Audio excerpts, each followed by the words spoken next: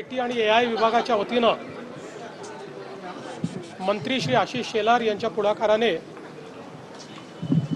महाटेक CSR conclave हा आयोजित करण्यात आला।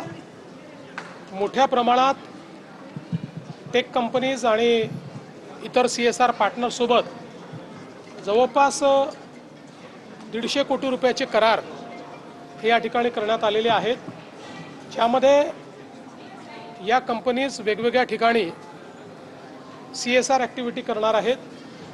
मुळात आपल्याकडे सर्वात जास्त CSR महाराष्ट्रात येतो, पण गेले अनेक वर्ष तो केवळ MMR रिजन आणि PMR रिजन यात जास्तीत जास्त खर्च होतो।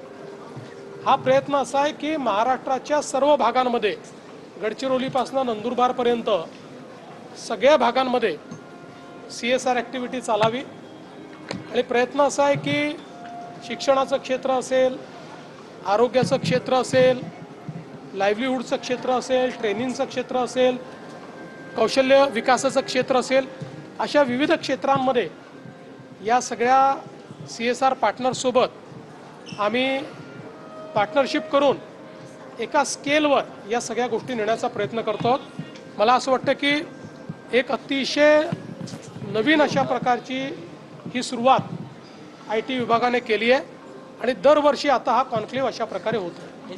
कालच्या एकंदरीत गुंतवणुकी संदर्भात देखील काय सांगाल? नाणारसारख्या बारसू पुन्हा एकदा बारसू या ठिकाणी मोठ्या प्रमाणामध्ये गुंतवणूक आहे, विशेष करून ऊर्जा क्षेत्रामध्ये।